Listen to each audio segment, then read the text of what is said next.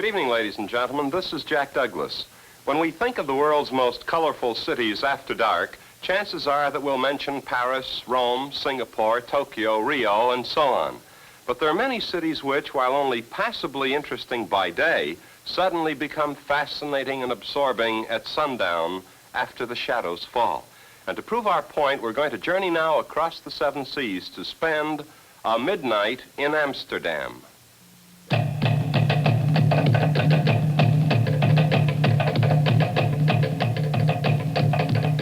The Jack Douglas True Television Series, in association with Bing Crosby Productions.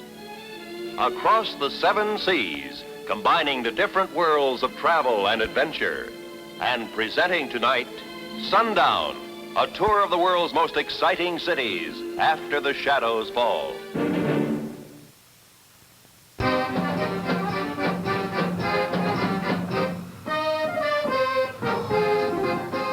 This is the inland seaport of Amsterdam, capital of the Netherlands.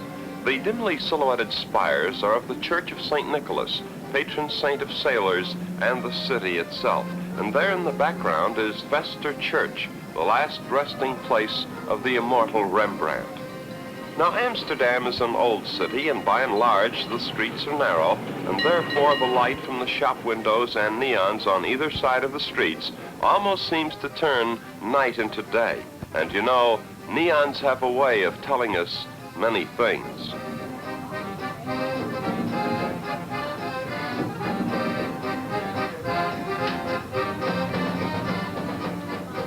Wonder how he got into this crowd.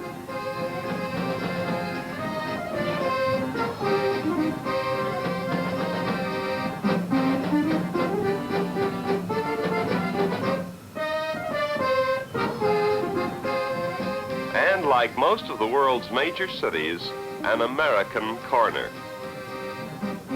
The Kalverstraat, one of the city's oldest streets and best shopping areas. The merchandise ranges from smart lamp fixtures to diamonds, and the diamond industry, as we know, in Amsterdam is probably second to none. At sundown, after the shadows fall, there's a sort of carnival atmosphere in the main shopping areas, and this atmosphere is further accentuated not only by the strings of light between the buildings, but by organ music, the famed semi-mechanical street organs of Amsterdam. Let's listen.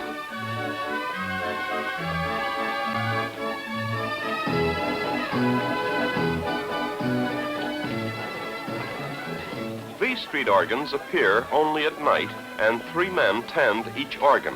One turns a large wheel which operates the mechanism, while 2 others circulate among the crowds collecting donations from music lovers and civic-minded citizens who want to foster this charming tradition.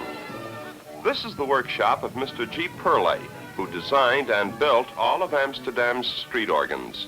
Before World War II, there were 33 street organs. Now, only 13 remain. Let's see what he's up to. Yes, I am making an organ book for one of my street organs. And it is used so, when a key falls in the hole, there comes air in a tube. The tube opens a valve to bring air to the pipes, to the organ pipes. And when the book is finished, we take it to the organ. Come here and you can look at it.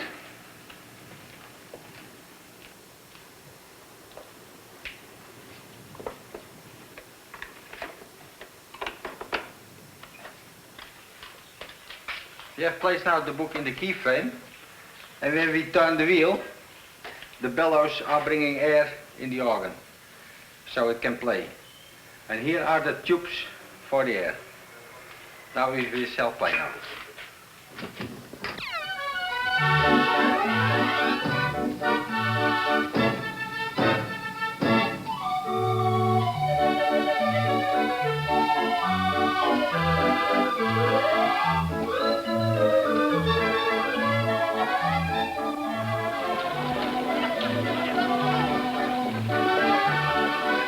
A Perley organ takes more than 6 months to build. Now, of the 33 pre-war organs in Amsterdam, about 20 were either destroyed by bombs or used as firewood. That's right, firewood during the occupation of Holland. And no wonder most of the people in the crowds that we saw did in fact contribute to the collection cut. It's a matter of local and even national pride.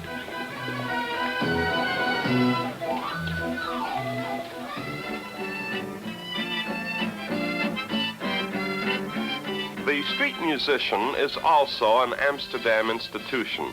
Now, these are men who, for reasons of health or disability, must work outdoors.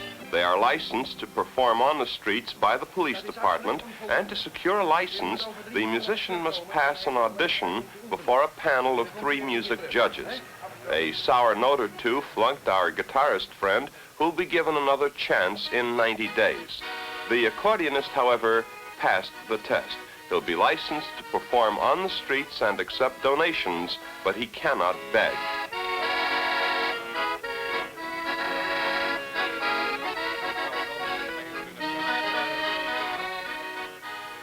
It's indeed most interesting to sort of browse about these colorful streets at night, but it also builds up an appetite. Well, the Bali restaurant welcomes the famished gourmet. Indonesia was once the Netherlands West Indies, and the recipes served here at the Bali were brought back over the years by Dutch settlers and visitors. Here's the owner. Here at the Bali restaurant, our specialty is Indonesian rijsttafel, or translated, it's rice table. We have been serving this for almost 30 years here in the Netherlands.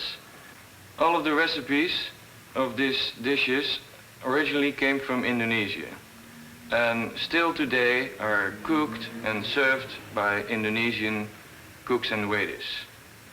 The cost of this complete dinner here, which consists of about 30 or more different dishes, is about $3.50. A few of the basic dishes is the rice, then we have the satay, which is spit roasted pork in peanut sauce, sweet and sour fruit, fried coconut, chicken in soya sauce, then we have some kupuk or shrimp bread.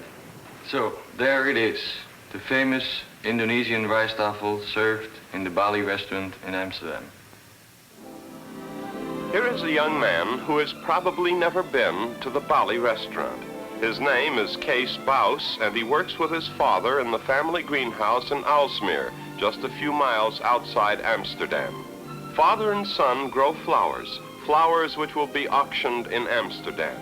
And it sounds like an easy life, but listen to this earnest young Dutchman. Here in Aalsmeer, we growers get up several hours before dawn. There's always a lot of work to be finished even before we eat breakfast. That, in fact, is what my mother is working on inside the house. It's a typical Dutch-style breakfast with coffee or tea, cooked ham, boiled sausage, liverwurst, bread and butter. She calls my father and I to breakfast by ringing a bell. Naturally, we wear wooden shoes for our work. They are really more practical because they are dry and comfortable.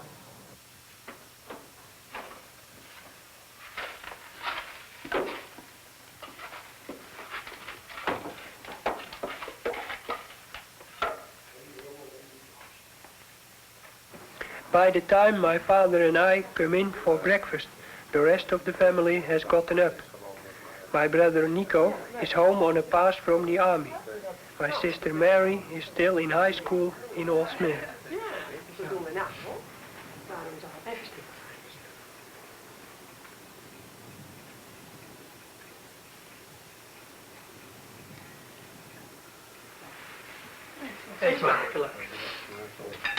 I sit next to my father, but that doesn't mean that we talk about business during breakfast. Usually, it's just small talk about the family and sports.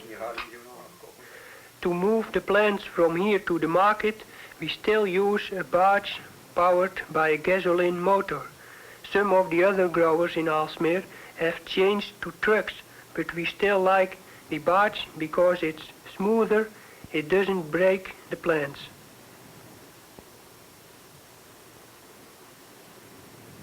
Early in the morning, the trip through the canals can sometimes be very cold. Our plants will be sold in the Aalsmeer Coöperatief. In Dutch, it's called Centrale Aalsmeerse Veiling, which means Central Aalsmeer Auction. The canal leads right into the building itself. This is very important in winter because the delicate plants are never exposed to the cold weather. Unloading doesn't take very long. I'll return shortly to the greenhouse to bring another 4 or 5 barge loads back to the market. This is the last we see of the flowers. From here, they'll pass into the auction rooms to be sold to buyers who will ship them all over the world. And so in the wee hours after midnight they come to the auction house, these flower growers of Aalsmeer. They come by barge, truck, bicycle-driven cart, and even hand-drawn wagons. The auction is fascinating to watch, even at this early hour before dawn. Now each grower's flowers are rolled out on carts and identified as to the name of grower, the quantity, and the type of flowers. Now the auctioneer calls off the asking prices, and these are also recorded on a huge clock-like device for all the buyers to see. Now when the pointer reaches a price that interests a buyer, the buyer simply presses a button and the sale is made.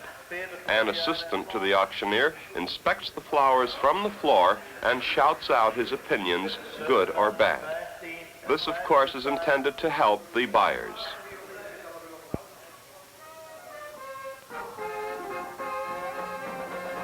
Here's a place that the Baus family can visit without feeling out of place or worrying about a big bill, the Café Mascotti. And the big attraction here has been the robot band. Now, these robots don't actually play the music. Their movements, however, are cleverly synchronized to the jukebox music, making it appear that the robots are playing.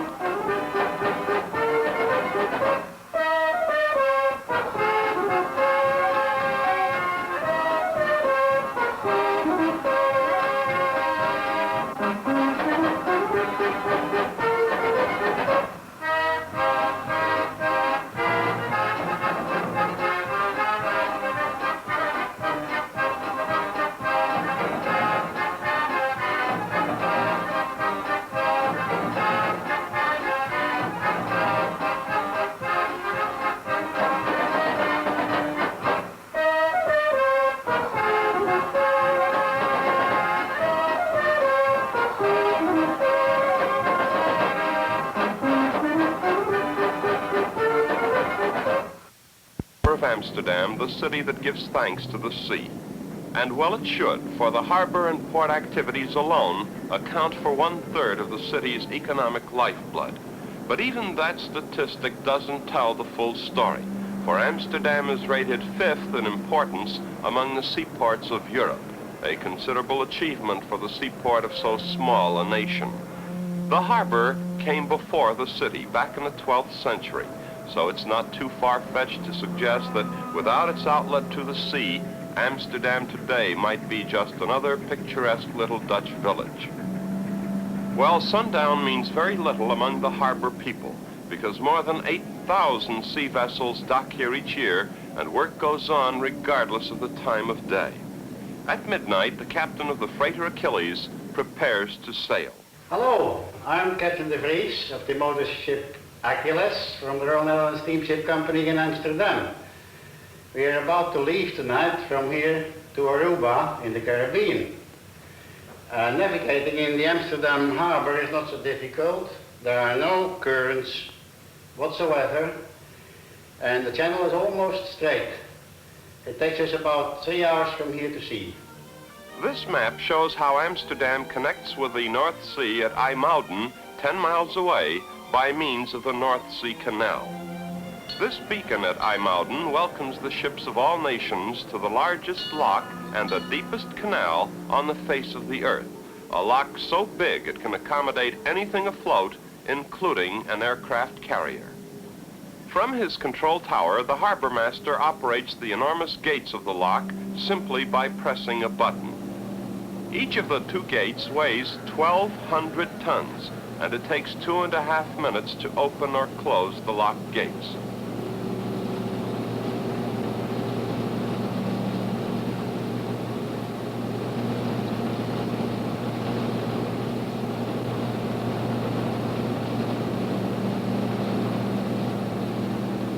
It takes about 50 minutes to pass a ship through the lock, and once through, it's the North Sea and the ports of the world.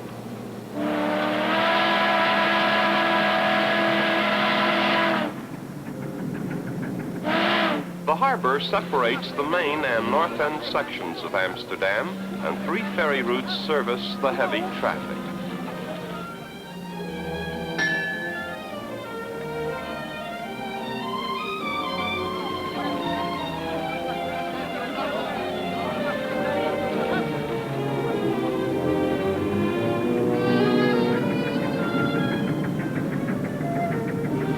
Within a few years, these day and night ferries will be replaced by underground tunnels that will connect the 2 main sections of the city.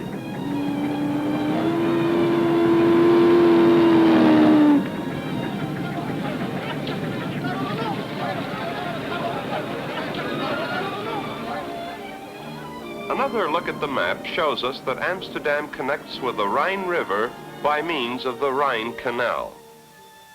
This is the canal barge Forstwake, which sails the Rhine from Amsterdam to Switzerland and back. The captain of the barge, Chris Essendam, lives aboard the barge with his wife and their young son, Jacob. What's it like living aboard a Rhine River canal barge? Well, Mrs. Essendam compared it to living in a trailer. Her kitchen or galley is small, much smaller than it appears in these pictures, but it does have most of the modern conveniences and appliances that we would find in the average Amsterdam home. In addition to the kitchen and the living room, there are 2 small bedrooms and even a porch. Some 7,000 families of Amsterdam live in houseboats, renting space on the water from the city for about $3 per month. We asked this typical couple, the Punts, why they live in a houseboat. In Amsterdam, it's very difficult to find a private home. There are about 30,000 people on a waiting list, but here we have our private home, and we are just in the middle of a city. There are many boats passing by our houseboat, and from time to time our houseboat rocks just a little bit, but it doesn't disturb us, because there's an old saying in Holland that said, water gives rest, and we think it's true. Yes, water gives rest, and for the Punts, it provides low-cost yet comfortable housing. Tony Hartwegger's Zerbelstube is a piece of Vienna in Amsterdam, and the natives love it. Most of the performers are Austrian, including this zither player and the yodeler who will follow him.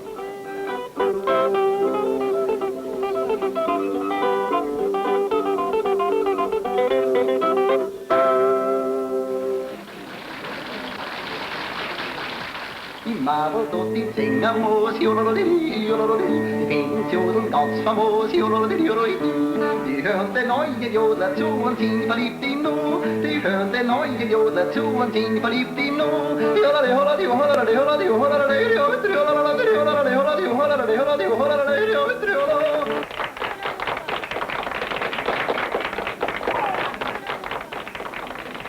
Dolph Pierre is Dutch, but has mastered the old-style German beer hall music and song. Nie vergessen, du gehst mir nie, nie, nie aus dem Sinn. Hab ich auch nie, nie, nie dein Herz besessen. Ich wart nach heut, dass ich dir endlich alles bin. Hab ich auch nie, nie, nie dein Herz besessen. Ich wart nach heut, dass ich dir endlich alles... At midnight, when the performers are through, the customers take over.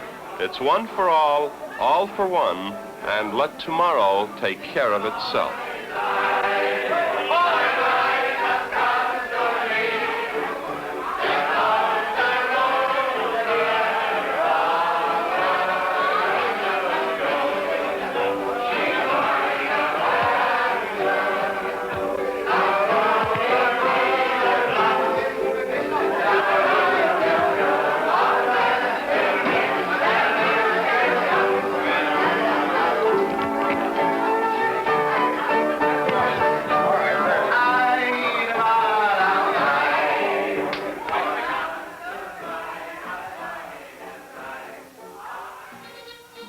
Max Teyer's Café Doofpot features Amsterdam's most famous comic comedian, Max Teyer. The Doofpot is jam-packed to the rafters every night of the week. Teyer claims to know some 10,000 jokes by memory, and his avid fans insist that he goes weeks at a time without knowingly repeating the same joke. Now, this particular joke, which he told in English, had to do with a husband who was supposed to be at work, but sort of bumped into his wife at the golf course. It's not a new joke, but when Teyer tells it, the audience rocks. Humor! Make a note of it if you're planning to visit Amsterdam, the Cabaret Doofpot. The city whose people love to laugh also remembers when fear and tears were the order of the day. This is the Anne Frank house in Amsterdam, and here, in rooms connecting to a warehouse, lived the Frank family, especially Anne Frank, the young girl whose poignant diary painted word pictures that may live for generations to come. These empty attic rooms, stripped clean by the arresting Nazis who sent the Franks to the concentration camps and death, are a sacred memorial not to just one family, the Franks, but to all of the oppressed peoples and nations of Europe who challenged the swastika.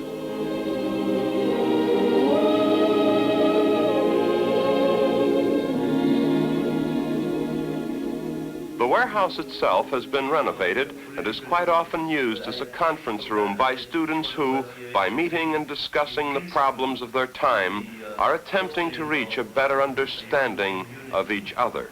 In this one group are students from America, Germany, Holland, and South Africa. When there is a great profit, that's a good thing. When there is a great profit for United Europe. Well, midnight has ended and Amsterdam has grown a day older. But in this 30-minute midnight tour, we have seen and heard many of the interesting people of this fascinating city. They have taken us into their homes, their places of work, their delightful meccas of entertainment. Yes, they have been gracious hosts, and now it's time for you and me to thank them and say, we have indeed enjoyed this midnight in Amsterdam.